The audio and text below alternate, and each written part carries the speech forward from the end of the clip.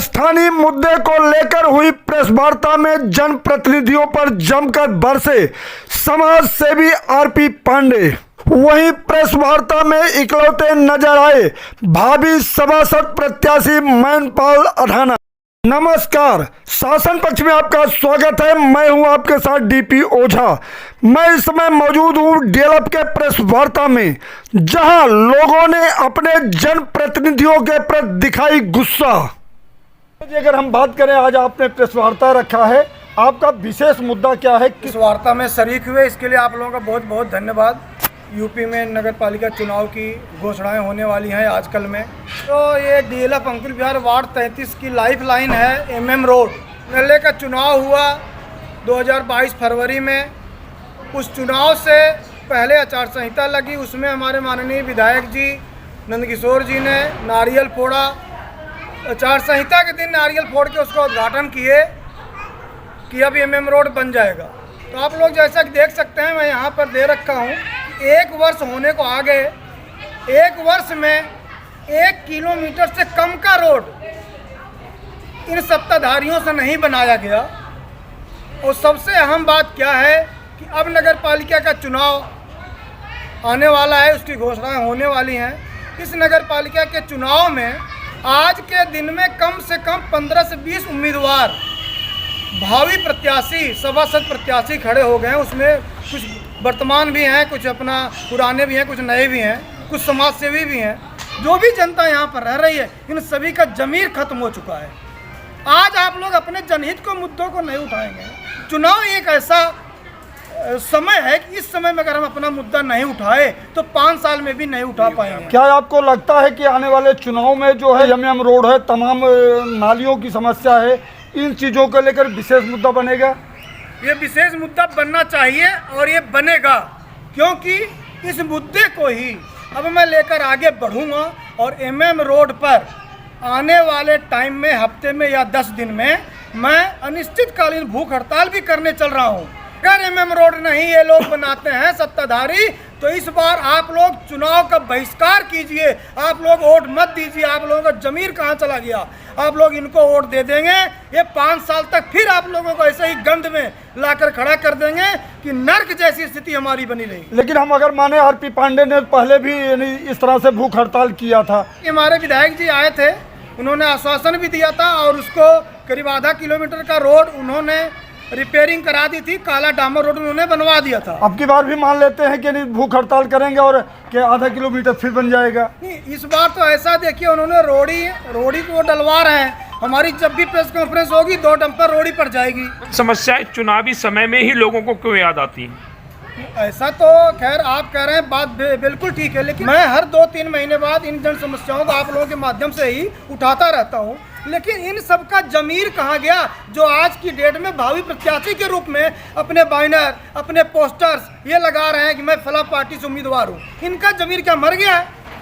ये क्यों नहीं उठाते जनहित के मुद्दों को? नहीं, बहुत सारे भावी प्रत्याशी भी चुनावी समय में ही जन समस्याओं को दूर करने चले हैं। चाहे चुनाव आया है तो लोग निकल कर आएंगे, लेकिन अब भी कोई जनहित के मुद्दों को नहीं उठा रहा है। मैं देख रहा हूँ जो भी भावी प्रत्याशी हैं, अपने वो कोई नगर पालिका में जाकर वोट बनवा रहे हैं, या गुप्त रूप किसी के घर में मीटिंग कर रहे हैं, या कहीं जाके आप वोट देख रहे हैं कि यहाँ ज़्यादा वोट है, वहाँ पर एक आधी स्ट्रीट लाइट लगवा दे रहे हैं। नहीं ये लोग पानी की निकासी की व्यवस्था करवा रहे हैं, नहीं ये लोग पार्कों की सफाई की व्यवस्था करवा रहे हैं, नहीं ये लोग एमएम रोड के लिए कोई भी किसी भी प्रशासन से लोग जाकर मिल रहे हैं।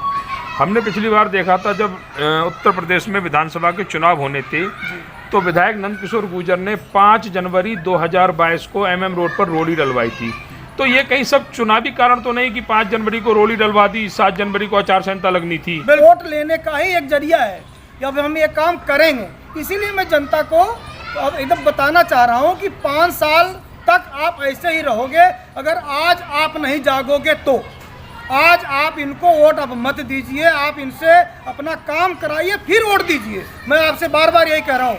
अब मैं कल से घर घर जाऊँगा, जनता के घर जाऊँगा, उनसे ये निवेदन करूँगा, आने वाले नगर पालिका चुनाव में किसी भी प्रत्याशी को वोट ना दें। आरपी पांडे क्षेत्र के एक सोशल वर्कर के नाम से जाने जाते हैं, आरटीआई एक्टिविस्ट भी जाने जाते हैं। फिर क्या जनता आपकी इन बातों पे यकीन करेगी कि वोट ना देने की अपील की आरपी पांडे कहीं ये अपने लिए तो नहीं कर रहे हैं? ये मैंने आज तक कभी भी चुनाव में जाने की कोशिश नहीं की। जनहित के मुद्दे को उठाता रहूँगा, सत्ता को जगाता रहूँगा, पब्लिक को जगाता रहूँगा, जैसे कि शुरू से मैं जगाता आया हूँ। आप ये देखें किस उम्मीदवार को आप वोट दे रहे हैं। उम्मीदवार क्या आपके लिए कुछ किया है? नहीं किया, तो क्यों वोट दें? जब हमें इस नर्क में ही रहना है, हम यहीं बने रहेंगे। हम वोट देने नहीं जा रहे, फिर क्यों वोट दें? आपने एमएम रोड का मुद्दा उठाया। आज एमएम रोड की एक चीज़ और देखी गई है कि ये रोड लगभग 55 फुट का रोड है, लेकिन सरकार 20 फुट 22 फुट बना रही है। इसके क्या कारण? एमएम रोड के लिए मैंने जीडीए में आरटीआई लगाई। जब ये कार्य चालू हुआ था तो जीडीए से मेरे पास जवाब आया, अभी इस पर प्रक्रिया चल रही है, फाइल हम बना रहे हैं, फाइल बनाते ही हम आपको सारे क्वेश्चनों का जवाब दे देंगे। जब मैंने जाकर वहाँ के जेई, वहाँ से एक्सीएन, वहाँ के हिसाब से मिलने की कोशिश की तो उन्होंने बोला जी उस मुद्दे पर हम नहीं मिलना चाहते आपसे, हम आपको आरटीआई के थ्रू जवाब दे देंगे। जब प्रेस वार्ता कर रहे हैं पर अधिकारी का, एक जनप्रतिनिधि का फ़ोन आया कि आप प्रेस वार्ता करने की कोशिश क्यों कर रहे हैं? मैं कहा जी कोशिश नहीं कर रहा हूँ, मैं करना चाह रहा हूँ, मैं करूँगा। कह रहे हैं एमएम रोड बन जाएगा, हफ्ते 10 दिन में बनने चालू हो जाएगा। अब वो ये कह रहे हैं जी नाला बनाएंगे हम, इससे प्रक्रिया में समय लगता है। ग्रीन बेल्ट है दोनों तरफ जो वो छोड़ रहे हैं, वो ग्रीन बेल्ट कह रहे हैं कि मेरे अधिकार क्षेत्र से बाहर। एमएम रोड पर ग्रीन बेल्ट है, ग्रीन बेल्ट कवर होती है जो तमाम दुकानें, मार्केट बनी हुई है, तो वहाँ के पास में ग्रीन बेल्ट कैसे बन सकती है? जी बिल्कुल, आपने बिल्कुल सही कहा। वो दुकानें नहीं बनी हुई हैं सर, वो रेहड़ी पटरी वाले और कुछ दुकानदार लोग रेहड़ी पटरी वालों से महीना वसूलते हैं। उनको अपने दुकानों के आगे और रेहड़ियाँ पटरियाँ लगवा रखे हैं, उनसे बाकायदे मंथली लेते हैं। और कुछ सामाजिक लोग भी हैं जो वो भी मंथली लेते हैं। उनके अगर वो रेहड़ी पटरी हटवा देंगे तो उनका जो उनका एक कमाई का जरिया है वो बंद हो जाएगा। जो सत्ताधारी दल हैं जिनका हर पोस्ट पे कब्जा है गाजियाबाद लोनी के अंदर, वह क्यों नहीं कराते हैं? सत्ताधारी से मेरी जो बातें होती हैं वो कहते हैं जी वहाँ पर वोट बैंक नहीं है। 40,000 लोग यहाँ पर रहते हैं, लेकिन वोट बैंक है मुश्किल से 10,000। 10,000 के लिए वो कहते हैं जी हम 10 करोड़ रुपए यहाँ पे इन्वेस्ट क्यों करें? पहली बात। दूसरी बात, यहाँ पर सब जितने भी लोग यहाँ पर हैं, यहाँ पर 90% लोग एक ही पार्टी के हैं, 10% में 2-4 पार्टियाँ अपना मिक्स है। तो वो लोग अपने मुद्दों को उठाना ही नहीं चाहते। वो लोग अपने जनप्रतिनिधियों पर अपनी बात रखना नहीं चाहते। क्यों? क्योंकि वे उसी पार्टी के पदाधिकारी हैं। में जो जनता है वो यहाँ के वोटर क्यों नहीं बनना चाहती? अभी पिछले महीने हमने इसका मुद्दा उठाया था, मैंने अपने घर पे मीटिंग भी की थी। लोगों का कहना है जी हमारी वोट दिल्ली में है, दिल्ली में ज़्यादा हमें सुविधाएं मिलती हैं, इसलिए हम लोग दिल्ली में ही वोट देने जाते हैं। इस चुनाव में डीएलएफ के ही गणमान्य लोगों ने अपनी वोट दी हुई फोटो डाले फेसबुक पे, देखिए हम एमसीडी वोट दे आ रहे हैं। ये बहुत ही विडम्बना है हमारे डीएलएफ अंकुर बिहार की। लोग रहते हैं यहाँ हैं और वोट देने दिल्ली में जाते हैं। जो सुविधाएं दिल्ली में हैं वो सत्ता दल या उत्तर प्रदेश सरकार डीएलएफ अंकुर बिहार में क्यों नहीं दे पाती? वहाँ पर कमीशन खोरी नहीं है, यहाँ पर कमीशन खोरी है। वहाँ पर जेब नहीं भरते, यहाँ पर जेब भरी जाती है। यहाँ पर सत्ताधारी ही काम नहीं करना चाहता। चुनाव अगर आया हुआ है तो इस समय हम लोग मिल करके इस रोड को बनवा पाए।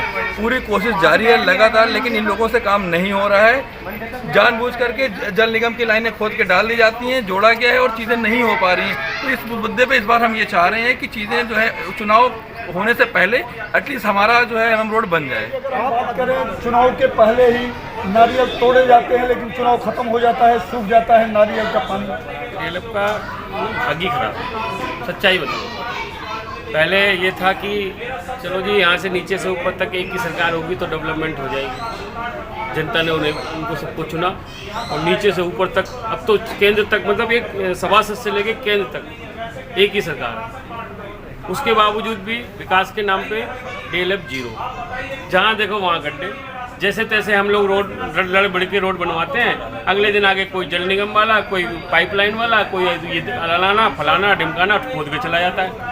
अब आज की स्थिति में देख लो, आज अभी आप आए होंगे यहाँ से, देखा होगा आपने वो जल निगम वाले खोद के बैठे हो, अच्छे खासा रोड सत्यानाश कर दिया। ठीक है, अब वो दोबारा बनेगा नहीं। अब उसके लिए फिर धरना प्रदर्शन करो, फिर लड़ाई करो, फिर धरना प्रदर्शन करो।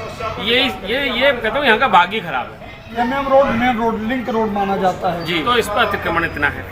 पहली बात, उस अतिक्रमण को इस सरकार का बढ़ावा है। इस सरकार ने पूरा बढ़ावा दे रखा है, सब ऊपर से नीचे तक मिले हुए हैं। सारा का सारा पूरा प्रशासन उसी साथ में चलता है। हम कोई भी कंप्लेन करते हैं उसका कोई निदान नहीं होता है। जब भी हम कंप्लेन करके आते हैं नगर पालिका में कि भाई इसको यहाँ से अतिक्रमण हटाया जाए, कोई आज तक एक ड्राइव नहीं चली अतिक्रमण हटाने के लिए। रहायशी कॉलोनी है ना कि कॉमर्शियल अलग से कॉमर्शियल कॉलोनी बनाई गई है, अलग से कॉमर्शियल प्लेस दिया गया, वहाँ कोई दुकानदारी नहीं है। दुकानदारी हर एक फ्लैट में नीचे तोड़ के दुकान बन गई है और कुछ नहीं है। वो सबने अपनी दुकानें बना ली है और अपने आगे रेडी लगवा ली है। तो यही सिस्टम चल रहा है यहाँ। अधाना जी, आप माना जा रहा है कि आप भावी प्रत्याशी भी हैं इस वार्ड नंबर 33 से। तो सबसे बड़ी समस्या यहाँ अगर हम डीएलएफ की करें तो एमएम रोड जो है मेन रोड है, कई बार इसको लेकर उठक पटक भी चली है। एमएम रोड का मुद्दा आपको मालूम है कि चुनाव प्रचार के दौरान भी इसका उद्घाटन हुआ, जो कि बीच बीच में थोड़ा बनता है, कुछ काम होता है फिर रुक जाता है। अब इसके लिए तो यहाँ के जनप्रतिनिधि बताएंगे कि ऐसा क्यों हो रहा है, कि वो क्यों रुक रहा है। यहाँ पर सबसे ज़्यादा जो प्रतिनिधि हैं या जो भी कार्यकर्ता हैं वो भाजपा के। ये लोग ना तो काम करते और ना ही अपने उच्च अधिकारियों को बताते। माननीय विधायक नंदकिशोर गुर्जर जी हैं, उन्होंने बहुत यहाँ पर जो ज़मीनों पर कब्जे, हर चीज़ पर कब्जे थे, उनको हटवाया है, बहुत काम करवाए हैं उन्होंने। तो वो डीएलएफ को भी देखें, डीएलएफ को क्यों अछूता छोड़ सकता है। आज के टाइम में भावी प्रत्याशी के रूप में यहाँ पर बहुत है, लेकिन आप लोगों का यहाँ पर आप ये देखिए कि जितनी भी कच्ची कॉलोनी है यहाँ पर कोई राशन की दुकान नहीं है। पूरे डीएलएफ वार्ड नंबर 33 में एक भी राशन की दुकान नहीं है, किसी का राशन कार्ड नहीं बना हुआ। ये लोग क्यों नहीं इसके ऊपर मुद्दा उठाते। आज तक हमारा मुद्दा, अगर हमें जनता का आशीर्वाद मिलता है तो सबसे पहले हम लोग गरीबों के राशन कार्ड के लिए काम करेंगे।